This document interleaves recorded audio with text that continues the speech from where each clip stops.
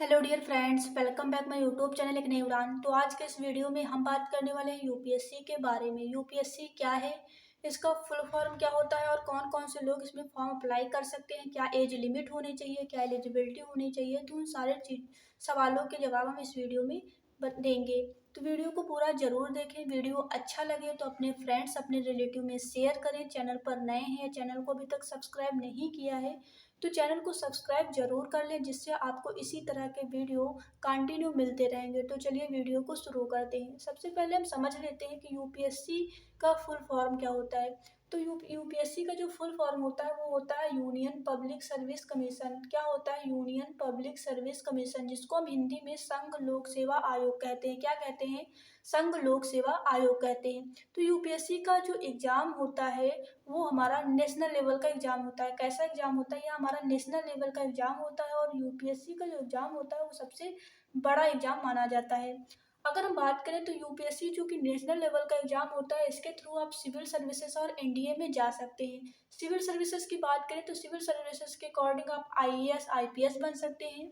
NDA की अगर बात करें तो एनडीए का फुल फॉर्म होता है नेशनल डिफेंस एकेडमी, जिसके थ्रू आप नेवी, एयरफोर्स और आर्मी में जा सकते हैं। किसमें? नेवी, एयरफोर्स और आर्मी में जा सकते हैं।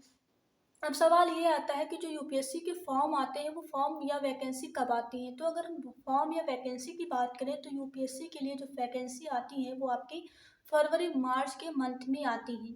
कब आती है? फरवरी और मार्च के मंथ में आती है।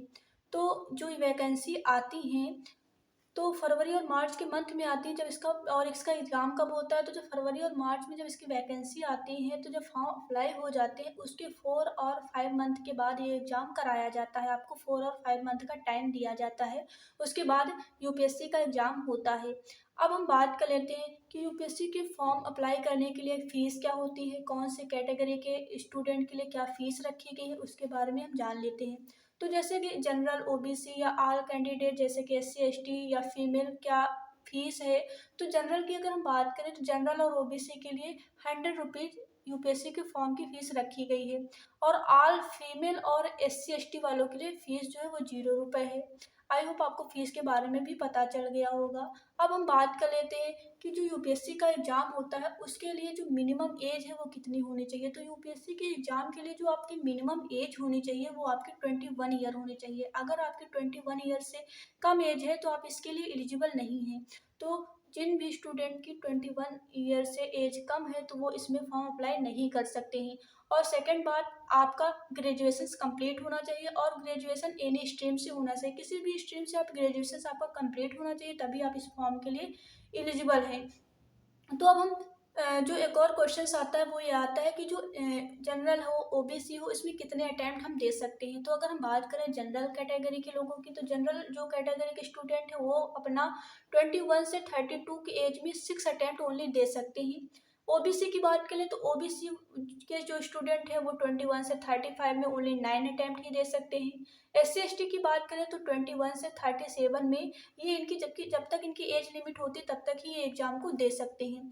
अब एक और सवाल आता है कि जो एग्ज़ाम होता है, अगर हमने फॉर्म अप्लाई किया और अगर हमने प्री का एग्ज़ाम दिया और मेंस का एग्ज़ाम नहीं दिया तो क्या हमारा ये अटेम्प्ट काउंट किया जाएगा या नहीं किया जाएगा? तो हाँ, ये आपका अटेम्प्ट काउंट किया जाएगा। अगर आप फॉर्म अप्लाई करते हैं और अगर आप प्री का एग्ज़ाम देते हैं, मेंस का एग्ज़ाम नहीं देते हैं तो वो आपका अटेम्प्ट काउंट किया जाएगा।